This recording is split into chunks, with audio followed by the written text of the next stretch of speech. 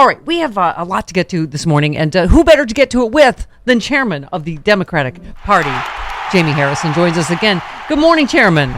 Good morning, Stephanie. Thank you for having me. Thank you. Well, and I mentioned last time I outed you as personally texting me when my mom a month ago got pneumonia and hit her head. You asked if I was okay, and now she fell and broke her leg. And so we were just talking in your grandma's in a nursing home as well in South Carolina. Yeah. And I said if you were not in the wrong Carolina, they could meet. It's North Carolina and the wrong Carolina. Yeah. I'm sorry. Apologize. But anyway, we got better barbecue down here, though. That is true. Yes. Consider me shaded. Okay.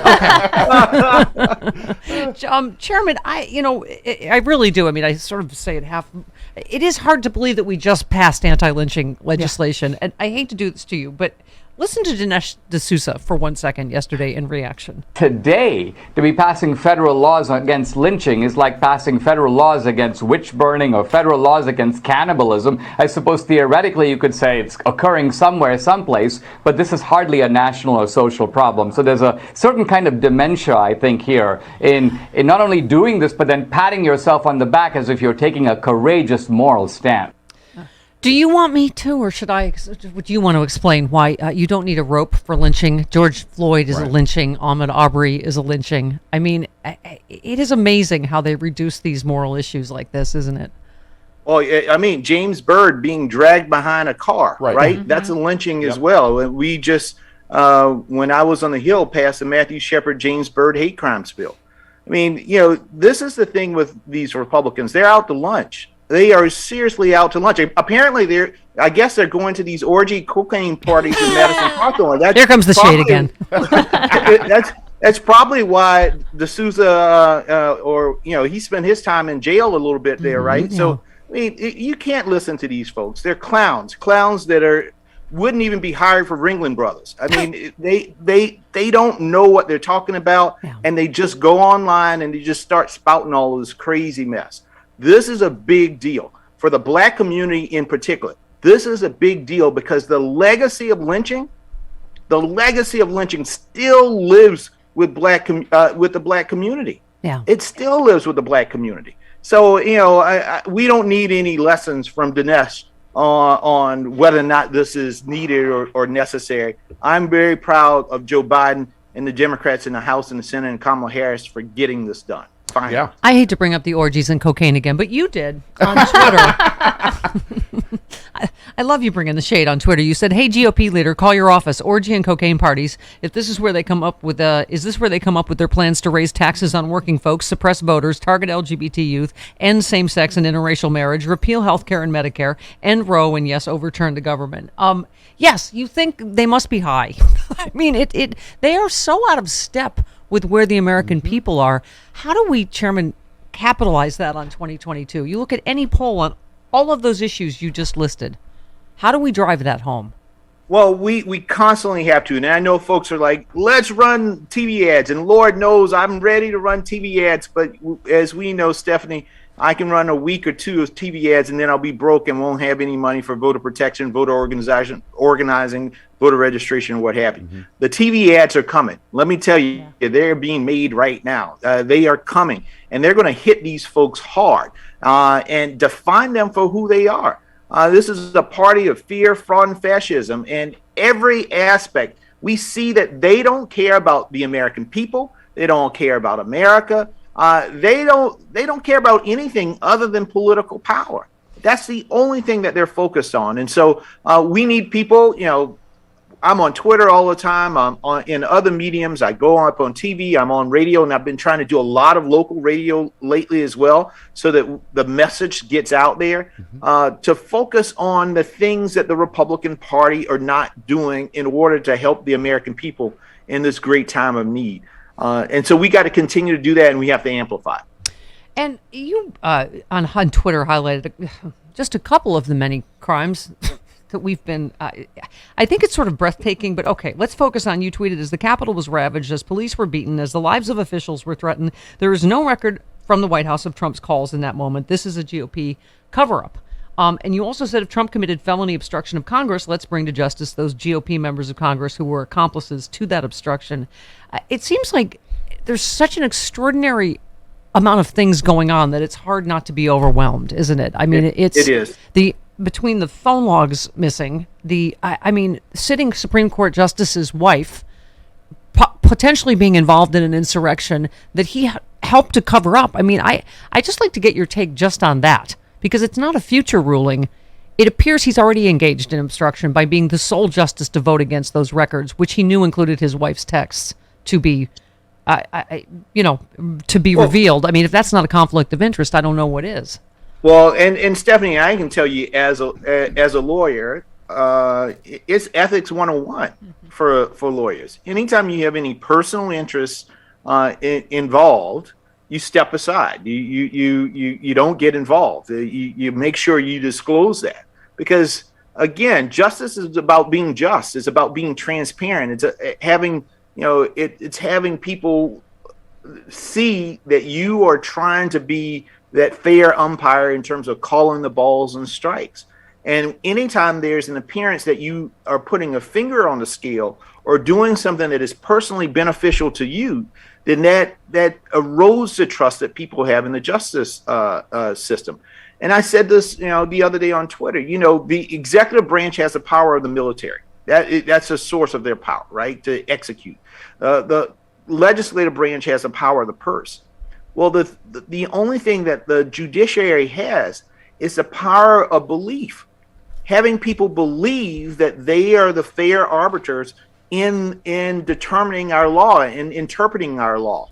And when that belief is eroded, then all of their power falls apart. And what we see now is, in terms of January 6th, not only was the executive branch involved, the legislative was involved with the Josh Hawleys, the Madison Cawthorns, and all those of the world, the Ted Cruzes, as we saw the article in the Washington Post. But now it is very, very certain that it looks like the judiciary branch was involved. That is all three branches of our government involved in an attempted takeover of the American government. And that should put all of us on the edge of our seats.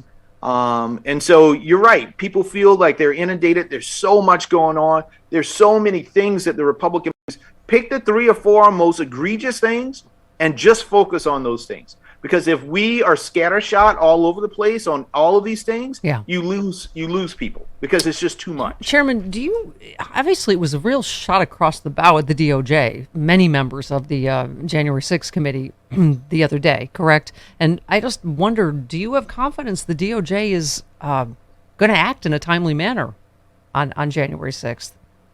Oh, I do believe so. I believe that, the DOJ has some really, really good people there who understand justice to the highest form. But they're doing their process, right? And sometimes, again, being in the law, that the process that you would find from prosecutors is not always the same process that you have in the political world. And so I know they are dotting their I's, they're crossing their T's, and you have to do that, because if you're going to bring a case against somebody, you want to make sure that it's the strongest damn case you can bring, right. So that there is no doubt. And that's really, really important for them to do that. Yeah. When you're in the political world like we are, you can throw things out and you see whether or not it sticks or whatever, and then you move on to the next thing. But you just can't do that when you're an officer of the court. You really want to make sure you bring the strongest case possible. And so that sometimes takes more time than the political atmosphere would want. I can't believe you just lumped us together, but thank you. You are in the political world. I'm in my basement telling tasteless jokes, but thank you, Chairman. Seeing that you are slumming to the degree you are right now. Let's talk about Ukraine for a minute. I was saying, if this were a movie plot out here in Hollywood, it would get thrown out. That the current president, in the middle, first of all, Joe Biden is right. Putin's a butcher. This is a genocide we're watching. He is a war criminal. And in the midst of this, Donald Trump has again asked him for help in an upcoming election to smear, I guess, Joe Biden again. Meanwhile, on Russian television, they absolutely nightly use Tucker Carlson and Donald Trump, clips to justify this genocide. I just think we've never experienced anything like this where we are. Never. Yeah, go ahead. No, we have never seen anything like this, and it, Stephanie, it makes you scratch your head. Think about this. Think about the Republican Party, which is this party for as long as I've known myself, has wrapped itself in the American flag and called itself the most patriotic party that we have. And we saw it. I mean, the height of that was in the 80s with Ronald Reagan, right?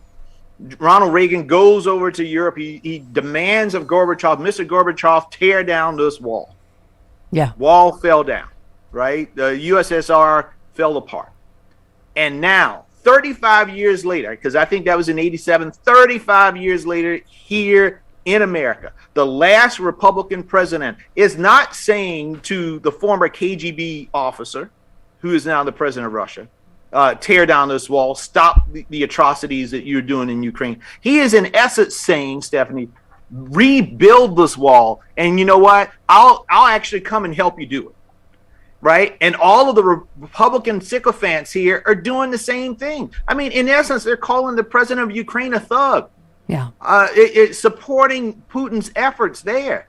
Who would have ever thought that the Republican Party would get down that low? Yeah. Yep. And then you got Kevin McCarthy and Mitch McConnell, who are as quiet as a church mice. Yeah. Ain't saying a damn thing, pushing back against these efforts. Yeah. And they're trying to critique the president of the United States during wartime. Yeah. This is wartime. And also, by the way, about Florida, you said Ron DeSantis just signed the Don't Say Gay bill into law. Make no mistake, this is a Republican assault on students' safety, mental health, and freedom that targets those who are already vulnerable. Floridians and Americans deserve better. Again, we're on the right side of all of these issues.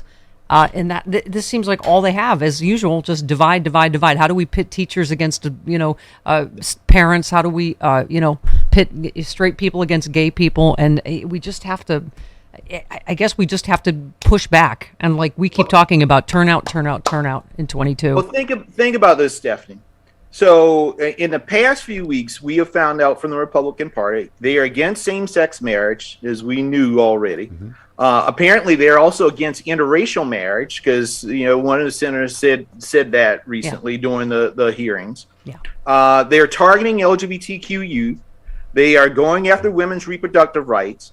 We know that they've been suppressing voting rights, particularly for communities of color.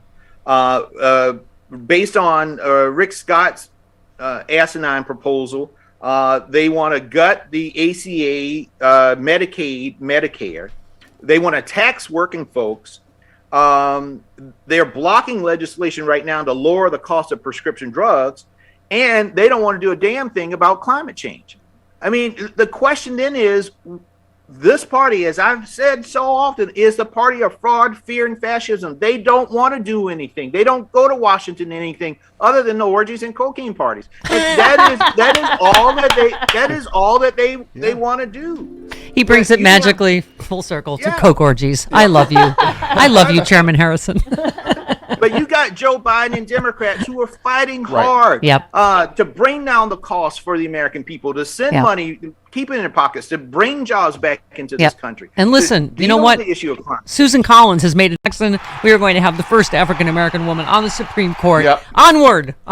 Chairman, thanks. That is a big deal. Yes, that it is is. a big BFD. deal. Yeah, as the president would say. Yeah. Chairman, thanks so much as always. Come back anytime.